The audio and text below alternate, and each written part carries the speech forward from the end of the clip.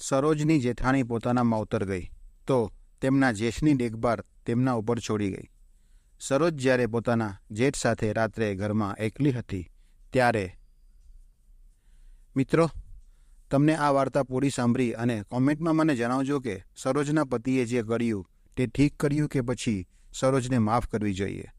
કોમેન્ટમાં મને જણાવશો અને જો ચેનલ ઉપર નવા આવ્યા હોય તો પ્લીઝ સબસ્ક્રાઈબ કરજો અને એક લાઈક કરી દેજો. તો વાર્તાને હવે આગળ શરૂ કરું. મિત્રો, સરોજની ઉંમર 25 વર્ષની હતી અને તેનું ફિગર ખૂબ જ સરસ હતું અને તે એકદમ સુંદર લાગતી હતી. તેમને હજુ સુધી કોઈ બાળક હતું નહીં અને તેમનો પતિ બીજા શહેરમાં નોકરી કરતો હતો અને તેમનો પગાર પણ એટલો બધો હતો નહીં કે સરોજને સાથે લઈ જઈ શકીએ અને તે ત્યાં છોકરાઓના સાથે રૂમ શેર કરી અને રહે છે. સરોજ સુંદર દેખાતી હોવા છતાં પોતાના શરીર ઉપર ખૂબ જ ખાસ ધ્યાન આપતી હતી. તે પોતાના જેઠ અશોક અને તેની પત્ની રમાની સાથે વડોદરામાં રહેતી હતી. સરોજના પતિને રજા મળતી નહોતી કેમ કે તે પ્રાઇવેટ કંપનીમાં નોકરી કરતો હતો. મુંબઈમાં રહેતો હતો અને એટલે ઘરે વધારે આવી શકતો ન હતો. પરંતુ તે કલાકો સુધી તેમની પત્ની સાથે વાતો કરતો. દિવસનો સમય તો સરોજ પોતાની જેઠાણી અને તેમના દીકરા સાથે પસાર કરી લેતી, પરંતુ રાતના તેમને જલ્દી નીંદર આવતી ન હતી કેમ કે તે પતિ સાથે હતો નહીં ને તેની કમી તેને સતાવતી હતી. જવાન હતી એટલે તેને ક્યારેક ક્યારેક મન તો કરતું હતું કે કાશ તેનો પતિ પણ સાથે લઈ જતો કેમ કે રાતના જેઠના રૂમમાંથી ખૂબ જ અજીબ અવાજો આવતા હતા. એક સમયે જ્યારે તેને કમરમાં દુખાવો થઈ રહ્યો હતો તો તેમના જેઠના દીકરા, જેની ઉંમર 15 વર્ષની હતી, તે બોલ્યો કે કાકી, હું તમારી કમરની માલિશ કરી દઉં, કદાચ તમને આરામ મળી જાય.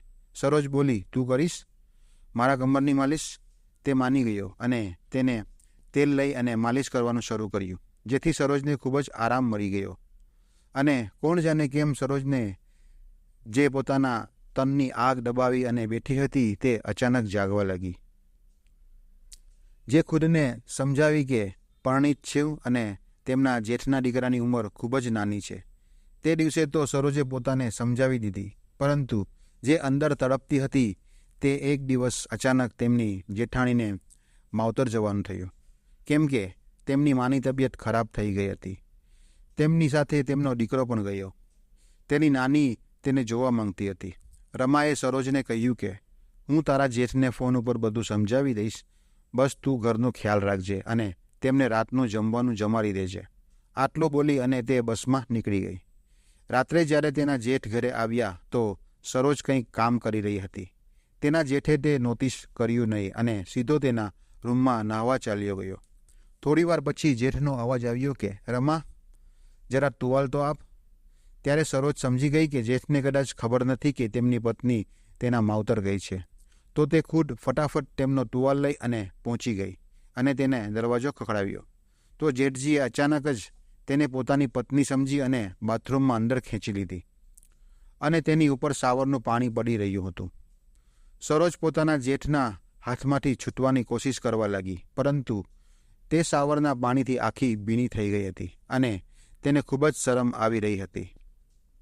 તેમના જેઠ જેવા સરોજને પોતાની તરફ ઘુમાવી અને તેનો ચહેરો જોયો તો તે પણ ચોંકી ગયો. સરોજ ભાગતી બહાર આવી ગઈ. બહાર આવતા જ સરોજનું હૃદય ખૂબ જ જોરથી ધડકવા લાગ્યું. સરોજે તરત જ પોતાના કપડાં બદલાવી દીધા અને તેના જેઠ પણ નાહીને બહાર આવી ગયા અને ડાઇનિંગ ટેબલની પાસે આવી અને રમા બૂમ પાડવા લાગ્યા. સરોજને ખૂબ જ શરમ આવી રહી હતી, પરંતુ તેમનો અવાજ સાંભળી અને સરોજ તેમની પાસે ગઈ અને પોતાની નજર ઝુકાવી અને બોલી કે દીદી તો પોતાના માવતર ગઈ છે, તમે બેસો, હું જમવાનું પીરસી લઉં છું. તેમના જેઠ બોલ્યા, અરે હા, તેનો ફોન તો આવ્યો હતો, પરંતુ હું કામમાં એટલો વ્યસ્ત હતો કે એનો ફોન રિસીવ કરી શક્યો નહીં.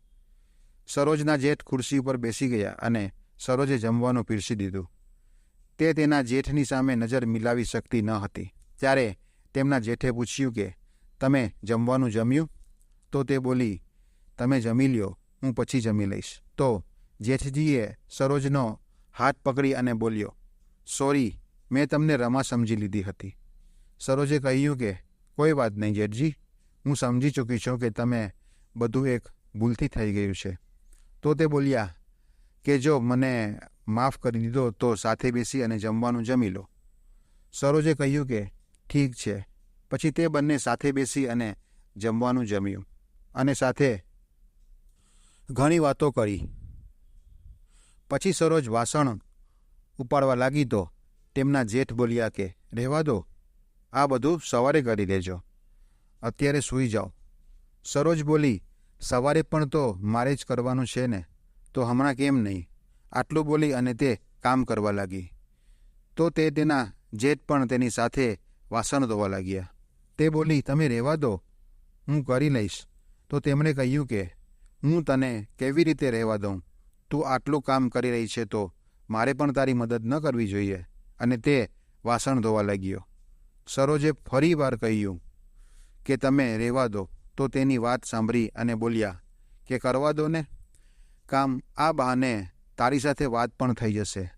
પછી બધું કામ પૂરું થઈ ગયું તો તે બંને થોડીવાર વાતો કરી અને સરોજ બોલી કે ચલો હવે સૂવા જઈએ, રાત થઈ ગઈ છે. સરોજને જવાનું મન તો હતું નહીં, પરંતુ જેઠને જોઈને તેના દિલમાં કંઈક થઈ રહ્યું હતું. તે અનિચ્છાએ તેના રૂમમાં જવા લાગી. તેના જેઠ પણ તેને ગુડ નાઇટ કહી અને ચાલ્યા ગયા. સવારે સરોજ પોતાના જેઠ કરતાં વહેલી ઉઠી ગઈ અને આ બધું કામ પૂરું કરી લીધું અને નાસ્તો બનાવવા લાગી. ત્યાં સુધીમાં જેઠ બહાર આવ્યા અને બોલ્યા અરે આટલું જલ્દી કરવાની શી જરૂરત હતી? સરોજ બોલી કે તમને ઓફિસ જવામાં લેટ થશે એટલે. તો જેઠ બોલ્યા ના, આજે ઓફિસે નથી જવાનું.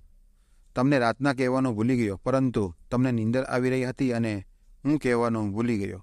સરોજ બોલી કોઈ વાત નહીં, તમે નાહી લ્યો, હું નાસ્તો બનાવું છું. અને પછી જેઠ નાહીને આવ્યા અને બંને સાથે નાસ્તો કર્યો.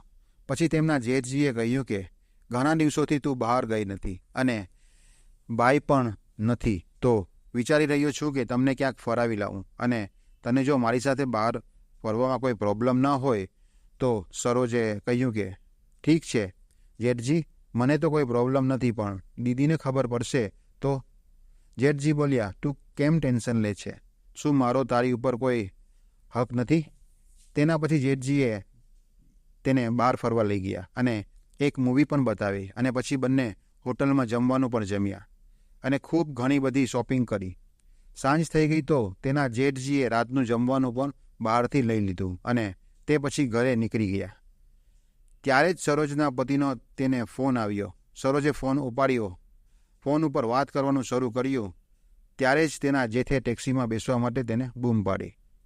તો સરોજે તેના પતિને કહ્યું કે હું હમણાં બિઝી છું, તમને થોડીવાર પછી ફોન કરું. અને તેની વાત સાંભળ્યા વગર તેને ફોન કટ કરી દીધો. સરોજે આવું પહેલી વખત કર્યું હતું એટલે તેના પતિને આ ખૂબ જ અજીબ લાગ્યું અને તેને તેના ફોન ઉપર કોઈ પુરુષનો અવાજ સંભળાયો. તો તે વિચારવા લાગ્યો કે આખરે સરોજ કોની સાથે છે. પછી તેને વધારે વિચાર્યું નહીં અને જ્યારે ફરી ફોન કરશે ત્યારે હું પૂછી લઈશ કે ક્યાં હતી અને કોની સાથે હતી.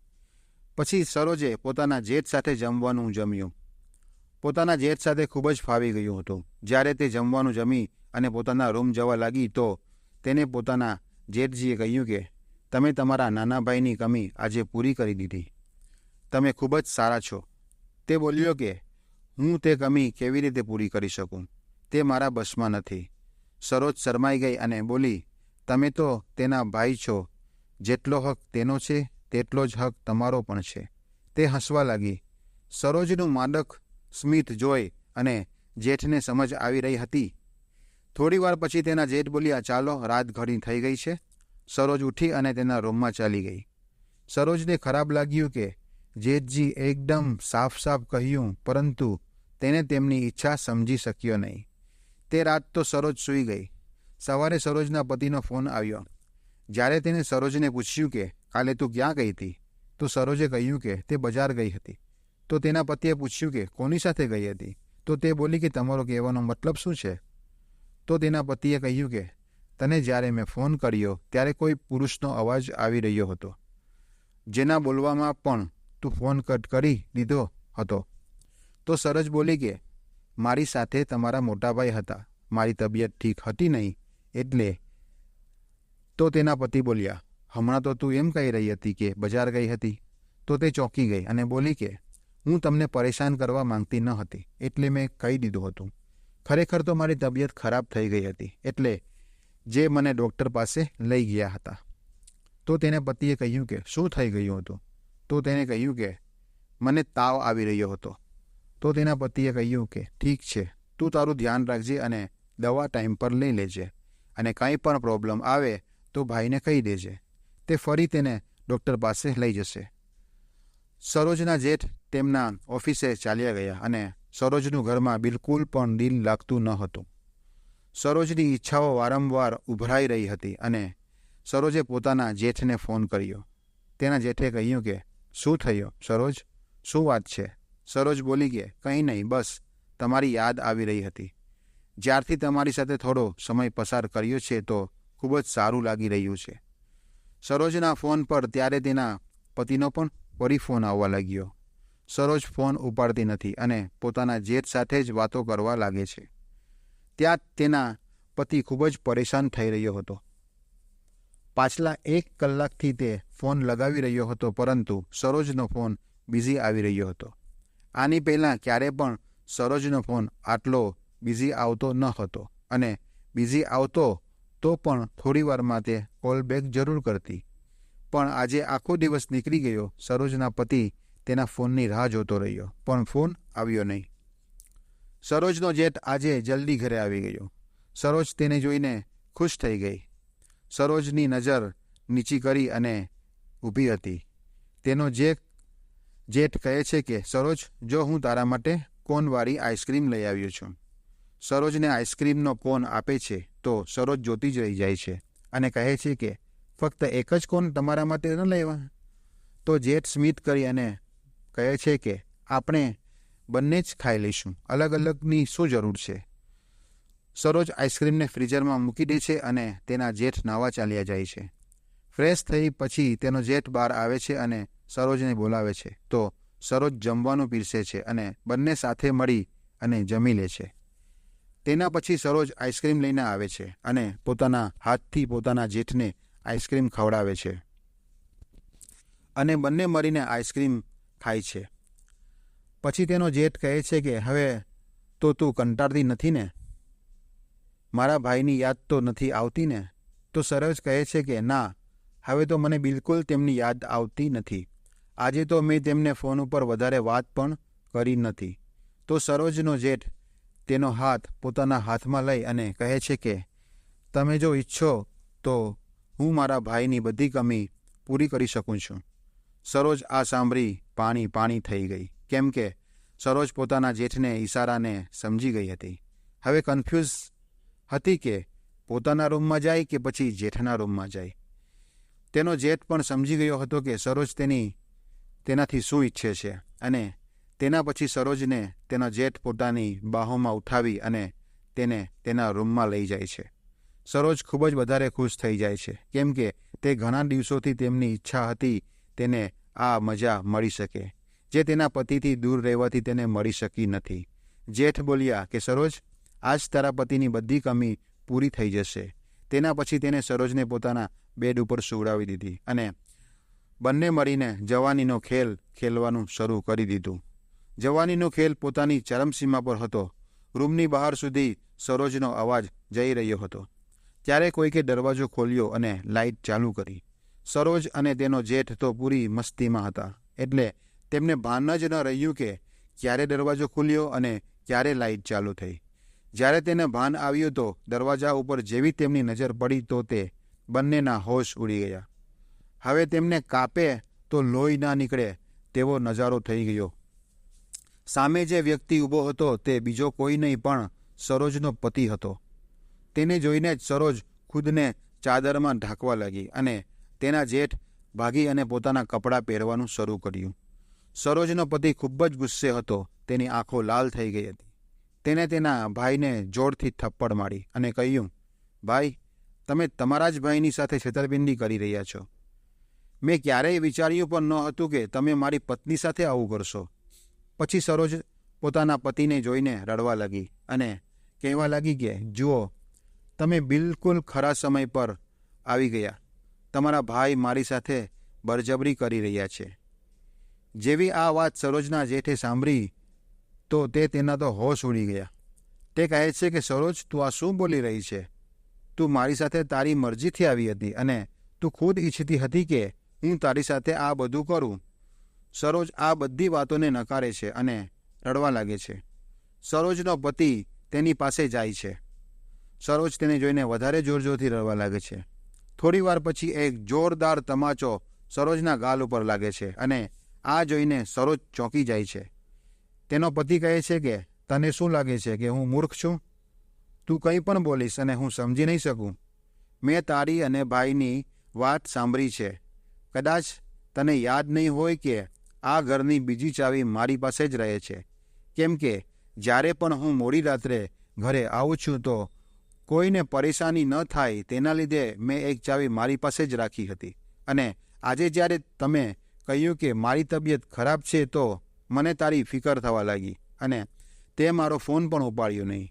પહેલાં ફોન બિઝી આવી રહ્યો હતો અને પછી ફોન સ્વિચ ઓફ થઈ ગયો. તો મને તારી ખૂબ જ ચિંતા થવા લાગી. એટલે ઇમરજન્સીમાં મેં રજા લીધી અને તરત જ હું મુંબઈથી વડોદરા આવી ગયો.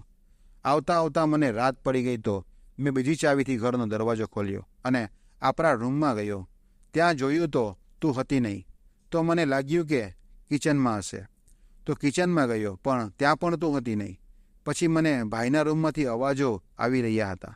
જ્યારે તમે જ મને કહ્યું કે ભાભી તો તેના માવતર ગઈ છે, તો મને પહેલાં લાગ્યું કે અંદર તો તું હશે, પણ મારું દિલ માન્યું નહીં. મને લાગ્યું કે તું ક્યાંક ગઈ હશે અને ભાઈ કોઈ છોકરીને લઈને આવ્યો હશે. આ વિચારી મને ભાભી માટે ખૂબ જ ખરાબ લાગ્યું. મેં વિચાર્યું કે હું મારા ભાઈને રંગે હાથો પકડી લઈશ અને તેને તેની ભૂલનો અહેસાસ કરાવીશ. પણ અહીં જ્યારે મેં દરવાજો ખોલ્યો તો સામેનો નજારો જ કંઈક ઓર હતો. તે જોઈને મેં મારી ભૂલ સમજાઈ ગઈ કે તારા જેવી છોકરી સાથે લગ્ન કર્યા છે. તમે લોકો એટલા ખોવાઈ ગયા કે હું અહીં 5 મિનિટ સુધી ઊભો રહ્યો અને તમારો ગંદો ખેલ જોઈ રહ્યો હતો અને તમને લોકોને તેનો ખ્યાલ પણ નહીં હતો. અને તમે ક્યાંથી પણ એવું નથી લાગી રહ્યું હતું કે આ વ્યક્તિ તારી સાથે બળજબરી કરી રહ્યો હોય. સરોજના પતિ પોતાના ભાઈની તરફ જોઈને કહ્યું કે આ વ્યક્તિ, કેમ કે આજથી તમે મારા ભાઈ કહેવાને લાયક નથી. તેના પછી સરોજનો પતિ તે ઘર છોડી અને ચાલ્યો જાય છે. સવારે સરોજની જેઠાણી પાછી આવે છે અને તેની સાથે સરોજનો પતિ પણ હોય છે. સરોજનો જેઠ અને સરોજ આ જોઈને ચોંકી જાય છે. સરોજના પતિએ પોતાની ભાભીને બધી વાત કહી દીધી. સરોજની જેઠાણી ખૂબ જ રડી રહી હતી અને પોતાના પતિને માર મારી રહી હતી અને તે કહે છે કે આખરે મારા પ્યારમાં શું કમી હતી કે જે થોડા દિવસો હું અહીંયાથી ગઈ ને તમે આ બધું કરવાની જરૂરત પડી, તે પણ મારા ભાઈની પત્ની સાથે. શું તમે એકવાર પણ પોતાના દીકરા માટે વિચાર્યું નહીં કે તેને ખબર પડશે કે તેનો બાપ તેના જ ભાઈની પત્ની સાથે આ બધું કરી રહ્યો છે તો તેને કેવું લાગશે? તમે લોકોએ થોડીવારની મજા માટે આખી અમારી જિંદગીની ખરાબ કરી દીધી, અમારો વિશ્વાસ તોડી દીધો. સરોજની જેઠાણી પોતાના સામાન પેક કરવા લાગી. આ જોઈને સરોજનો જેઠ તેને રોકવા લાગ્યો, સમજાવવા લાગ્યો અને કહેવા લાગ્યો કે મને માફ કરી દે, આજ પછી આ ભૂલ ક્યારેય નહીં કરું. પરંતુ સરોજની જેઠાણી એકદમ સાફ શબ્દોમાં કહે છે કે આ ભૂલ નથી, પરંતુ જાણી જોઈને કર્યું છે અને તેની કોઈ માફી નથી હોતી. હવે તમે બંને આઝાદ છો, જે ઈચ્છો તે કરો અને તમને જલ્દી હું છૂટાછેડાના ડોક્યુમેન્ટ મોકલાવીશ. હું મારા દીકરાને તારાથી દૂર રાખીશ, કેમ કે જો તારી સંગત પડશે તો તે પણ તારી જેવો જ ધોકેબાજ થઈ જશે. સરોજનો પતિ પણ સરોજને છોડી દે છે અને તેને છૂટાછેડા આપી દે છે. હવે સરોજ ક્યાંયની નથી, કેમ કે તેણે તેના જેઠને પણ આ બધામાં ફસાવવાની કોશિશ કરી હતી અને આ બધા માટે તેને દોષ તેના માથા ઉપર નાખવાનો પ્રયાસ કર્યો. તેથી હવે તે પોતાના જેઠ પાસે પણ જઈ શકતી ન હતી. સરોજનો જેઠ અને સરોજ ખૂબ જ રડી રહ્યા હતા અને સરોજનો પતિ પોતાની ભાભીને લઈને તે ઘરથી ચાલ્યો જાય છે. સરોજ જેઠાણી પોતાની માવતર ચાલી જાય છે અને સરોજનો પતિ પાછો મુંબઈ ચાલ્યો જાય છે. થોડા દિવસો પછી સરોજની પાસે છૂટાછેડાના ડોક્યુમેન્ટ આવી જાય છે અને સરોજના તેના પતિ સાથે છૂટાછેડા થઈ જાય છે. હવે સરોજ પૂરી રીતે બરબાદ થઈ ચૂકી છે. તે પોતાના માવતરમાં પોતાની જિંદગી પસાર કરી રહી હતી. સરોજના ઘરવાળા પાસે પૈસાની તંગી હતી એટલે તેના ઘરવાળા પણ તેને ખૂબ જ તાણા મારતા અને બધું કામ તેની પાસે કરાવતા અને સરોજના જેઠનો પણ હસતો ખેલતો પરિવાર બરબાદ થઈ ગયો હતો. આજે આ ઘટનાને 2 વર્ષ થઈ ગયા હતા. સરોજના જેઠ પોતાના દીકરાનું મોઢું 2 વર્ષથી જોયું ન હતું. હવે તે ઘરમાં એકલો રહેતો હતો. મિત્રો, સંબંધ વિશ્વાસની એક નાજુક દોરથી બંધાયેલો હોય છે. થોડીક ક્ષણોની મજા માટે જ્યારે સંબંધમાં દગો થાય છે તો તેનું પરિણામ કંઈક આવી રીતે આવે છે. જે લોકો તમને પ્રેમ કરે છે તેનો આદર કરો. પ્રેમ કરવાવાળા જીવનસાથી ખૂબ જ મુશ્કેલીથી મળે છે. જો તમને એવું કોઈ મળ્યું છે તો તેની સાથે દગો કરો નહીં, બાકી તમને પણ પસ્તાવાનો વારો આવી શકે છે. દોસ્તો, આ વિડીયો જોવા બદલ આભાર, ધન્યવાદ. કોમેન્ટમાં જરૂર જણાવશો કે સરોજના પતિએ તેની સાથે કર્યું તે બરાબર કર્યું કે નહીં. ધન્યવાદ.